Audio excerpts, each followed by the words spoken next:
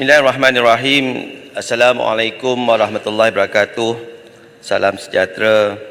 Terima kasih Tuan Yang Dipertua dan tahniah Yang Amat Berhormat Tambun atas pembentangan Rang Undang-Undang Perbekalan 2024 yang pasti akan menjadi instrumen yang penting bagi tahun 2024 bagi kesinambungan berterusan ke atas ekonomi recovery at post-COVID-19 crisis, menangani global supply chain disruptions, pendekatan counter-cyclical kepada ekonomi yang slow down, adaptasi climate change dan pertumbuhan kalis terhadap geopolitical tension.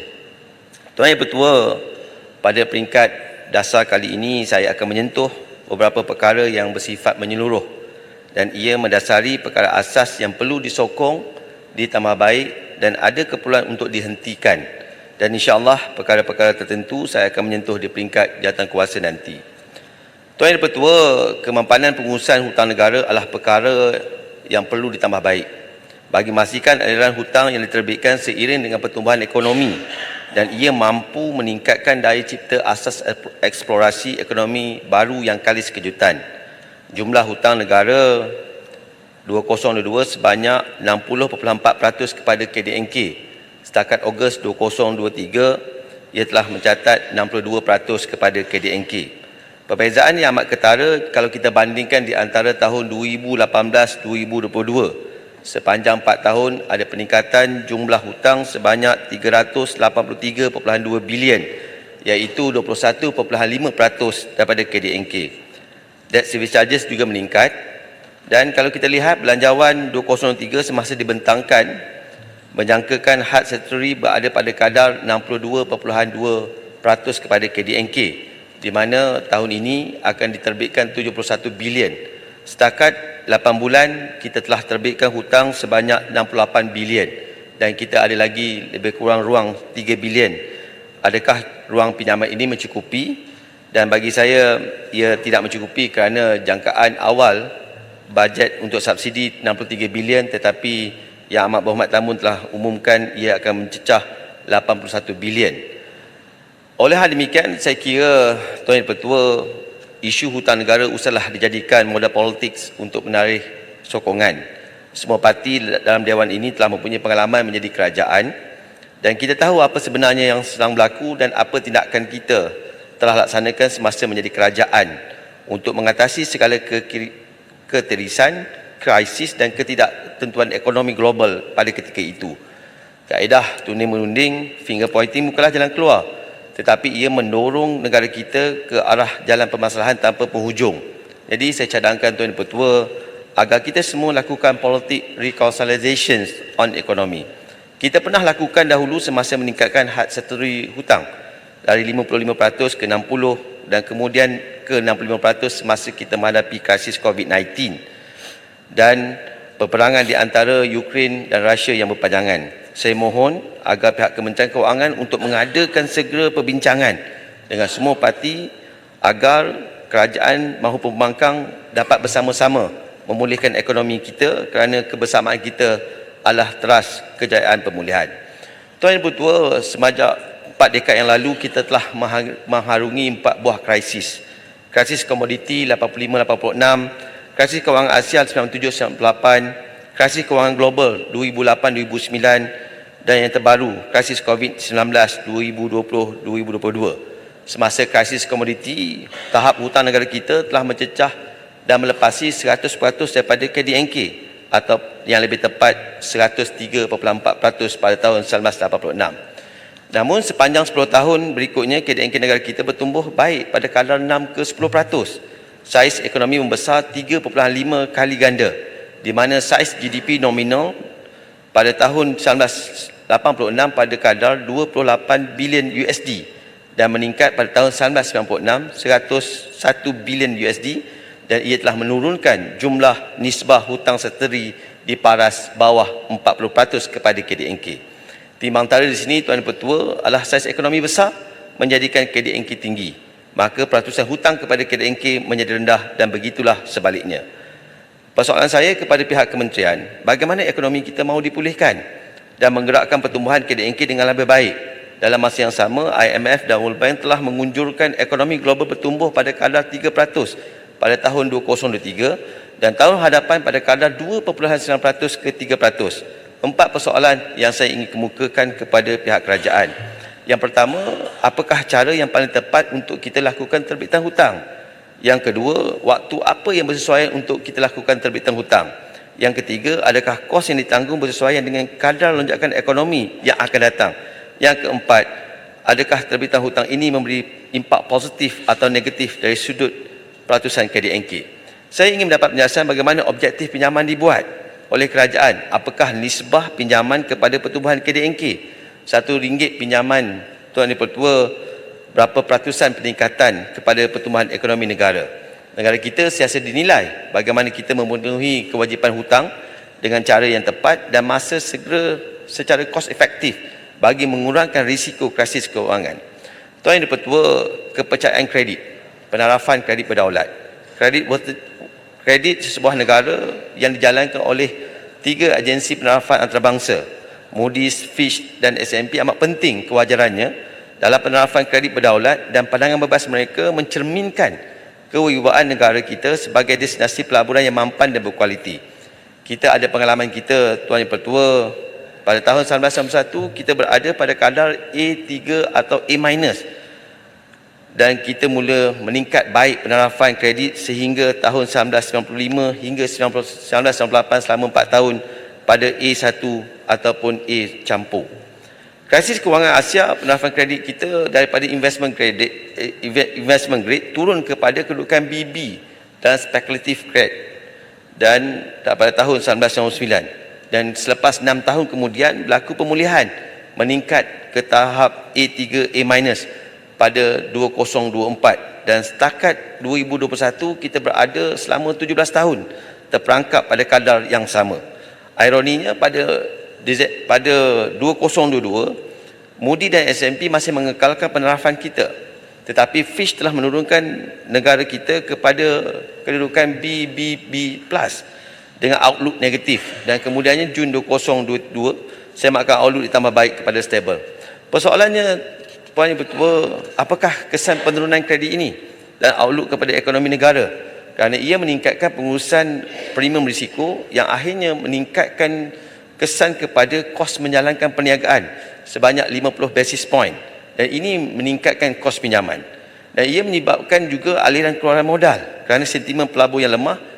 Sebanyak 6 ke 8 bilion USD telah mengalir keluar dari negara kita, dan ini mengurangkan pelaburan baru. Persoalannya, bagaimana kita hendak mengatasinya, dan mengapa kita tidak mampu meningkatkan kembali penarafan kita kepada A1 ataupun A+? Bilakah FRA akan dikuatkuasakan, dan bilakah kerajaan hendak membentangkan Procurement Act di Dewan Rakyat bagi memastikan pematuhan tata kelola dapat ditambah baik? Puan Yang Pertua, hasil negara berdaya mampan. Saya menyokong 34 langkah cukai yang diperkenalkan oleh kerajaan walaupun bagi saya memperkenalkan GST adalah langkah yang terbaik. Amalan ini telah dilaksanakan oleh 160 buah negara di dunia. Namun saya agak menyokong jika ketika ini kerajaan pertimbangkan ia belum sampai masanya lagi, kerana masih ada kaedah yang lain untuk menambah hasil negara. Saya sedar bahawa RM1 hasil negara lebih 95 sen telah mempunyai komitmen untuk dibelanjakan seperti emolumen, pencen, subsidi, bayaran khidmat hutang dan sebagainya dalam tanggungan. Saya menyokong langkah kerajaan untuk melaksanakan subsidi bersasar. Subsidi bersasar adalah satu langkah yang dominan ketika mengimbangi jumlah kutipan hasil yang tidak setara dengan negara-negara OECD, dan perbelanjaan yang mengembang expansionary expenditure dalam menyerap hentakan dan kejutan external sector.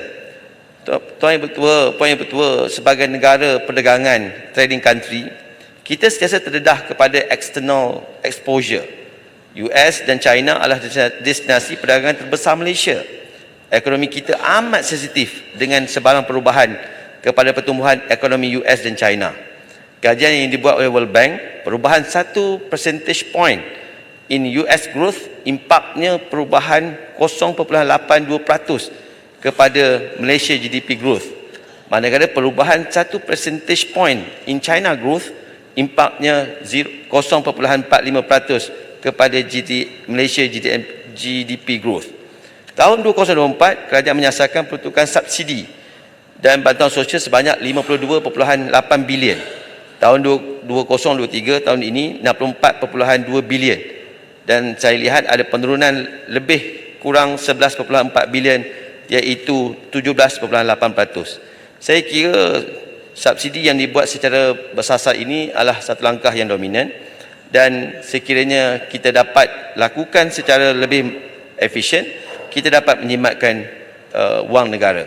Saya ambil contoh Puan Yang Pertua, subsidi elektrik tidak bersasar telah meningkatkan keterisan kepada golongan tinggi penggunaan. Jumlah subsidi pada tahun 2003 telah dimaklumkan oleh kerajaan penggunaan sebanyak 14.9 bilion. Namun, subsidi yang dinikmati oleh peniaga bukan PKS yang melibatkan 100,000 akaun syarikat perniagaan bukan PKS telah menikmati lebih kurang 43% daripada 14.9 bilion ringgit, iaitu lebih kurang 6.5 bilion ringgit. Apabila kerajaan melakukan secara bersasar melalui pelaksanaan subsidi ICPT, kita dapat kurangkan subsidi, dan perniagaan bukan PKS masih menerima subsidi tapi pada jumlah hanya 2.3 bilion ringgit. Kita jimatkan 4.2 bilion ringgit. Penjimatan ini boleh disalurkan kepada perbelanjaan yang boleh merangsang ekonomi yang lebih efektif. Tata kelola pengurusan GLC dan GLIC. Puan Yang Pertua, saya ingin menyinggung agar pengurusan GLC dan GLC mesti memahami konsep penubuhan GLC dan GLC sebagai kemampanan penggerak ekonomi Malaysia. Mereka harus melakukan pengurusan strategik menembusi pasaran dalam negara. Mereka juga perlu melaporkan khusus kecekapan pengurusan GLC dan GLIC.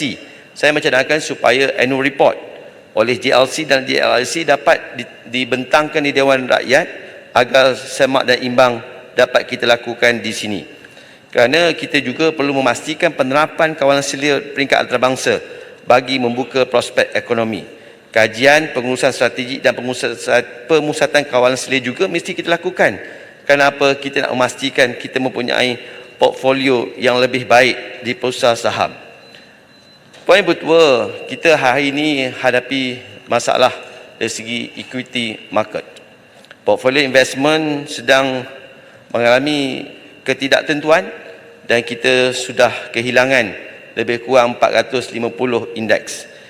Perkara yang penting untuk kita nilai semula adalah bagaimana main companies yang diletakkan dalam bursa seperti Maybank, seperti Petronas, seperti Khazanah, adakah mereka betul-betul merupakan true private sector, dan adakah mereka menggunakan new economic stock, bukan lagi berasaskan kepada old economic stock seperti plantations, bank, telco, yang akhirnya syarikat-syarikat yang sunset inilah yang dominated dalam largest listed firm in bursa, dan akhirnya ialah yang menyebabkan tidak ada daya tarikan yang dibuat oleh pelabur-pelabur di luar negara.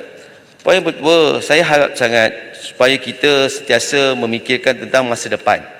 Bila kita bercakap tentang ringgit performance, kita memahami bagaimana penentuan nilai ringgit ini bukan hanya ditentukan dari segi kenaikan harga minyak ataupun differential interest di antara US dan Malaysia, seperti mana yang disebutkan pagi tadi oleh Yang Berhormat Timbalan Menteri Kewangan. Saya mengharapkan sangat supaya Kementerian Kewangan juga menambah baik nilai IIP, International Investment Position, yang kadang-kadang kita terlupa untuk memberi penekanan terhadap penunjuk indikator ekonomi ini. Kerana ini sebenarnya memberi gambaran kepada pelabur sama ada negara kita ini berada sebagai creditor nation ataupun debtor nation. Dahulu negara kita berada dalam creditor nation, tapi slightly sekarang ni Puan Yang Pertua, kita sudah berada dalam debtor nation. Untuk meningkatkan IIP ini, kita mesti mempunyai pegangan financial asset di luar negara berbanding foreign memegang financial asset dalam negara kita. Jadi saya perlukan penjelasan daripada pihak kerajaan bagaimana untuk meningkatkan kadar international investment position. Kerana Puan Yang Pertua, nisbah dia, kalau kita naikkan 1%, kenaikan IIP, International Investment Position, bermakna nilai ringgit akan berlaku kenaikan sebanyak 0.8%. Puan Yang Bertuah, saya harap sangat supaya nilai ringgit ini kita jadikan sebagai nilai yang bersama. Kerana apa? Kalau kita lihat pada tahun 2020, 2 Mac 2020, kita berada pada RM4.17. Kemudian kita pada 16 Mac dia meningkat RM4.39. Pada Disember 2020 dia menurun RM4.02. Pada 23 Ogos 2021 dia kembali pada RM4.19. Pada Oktober 2022 dia meningkat 4.75 jumlah ringgit kita RM4.75.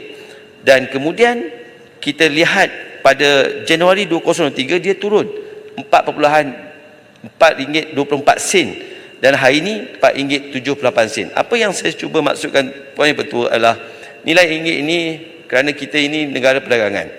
Kita terdedah kepada external sector. Dan sudah pasti external sector ini salah satunya adalah bagaimana kita nak meningkatkan IMP. Dan kalau kita juga dapat meramalkan apa yang sedang berlaku di negara sekitar kita, Tuan Yang Bertuah, yang terakhirnya saya nak minta kerajaan untuk bagi penjelasan. Bagaimana persediaan pihak kerajaan apabila kerajaan Thailand melaksanakan sebuah projek yang kita panggil sebagai land bridge untuk menghubungkan di antara Gulf of Thailand Sea dengan Andaman Sea. Land bridge tersebut panjangnya Puan Yang Bertuah 90 km. Menggabungkan dua port, Ranong Port dan Chumpon Port. Kita ada Puan Yang Bertuah dia menghubungkan pelabuhan Kuantan dengan pelabuhan Kelang. Yang pastinya jaraknya 700 km. Investment yang kita buat 45 bilion ringgit. 45 bilion USD.